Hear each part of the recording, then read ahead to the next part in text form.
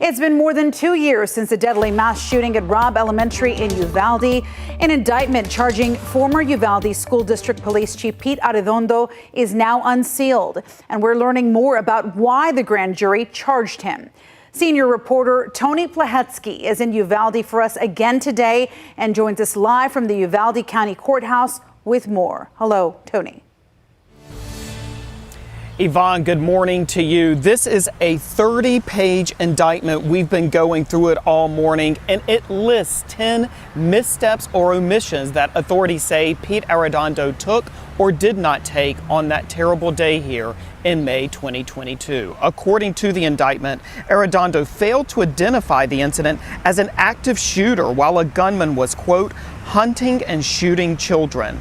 It says he wrongly directed police to evacuate a wing of Robb Elementary School, delaying the response, and instead attempted to negotiate with the shooter. The indictment also says that Arredondo failed to establish a command center, leaving law enforcement officers without clear information. And it goes on to say that he failed to immediately develop an action plan. The indictment names child survivors of this shooting, including a girl who called 911 during the attack, pleading for help, and a boy who said he played dead in order to survive.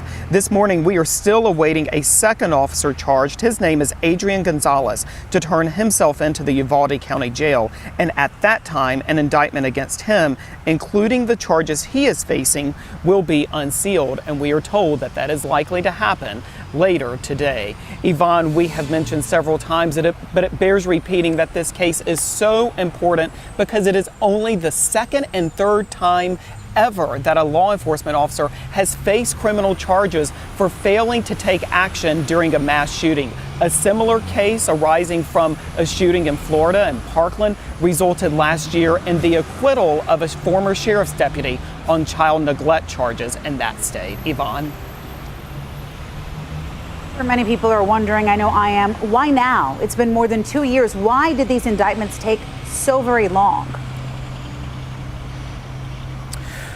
Well, when we talk about 2 years, we have to account for the fact that about 18 months of that was spent by investigators still assembling all of the evidence. Yvonne, when we think about it, tragically, this was a large-scale crime scene with a lot of evidence that had to be gathered and collected and analyzed during those first 18 months. But the other thing that is striking about this is that this grand jury investigation spanned 6 months. Yvonne, you know, often people think of grand juries sometimes as something of a rubber stamp. But what we know about this grand jury investigation is that those 6 months were spent listening to live testimony from people who were at that scene, who responded to that scene about everything they saw, heard, did, and did not do during that precious hour. Yvonne.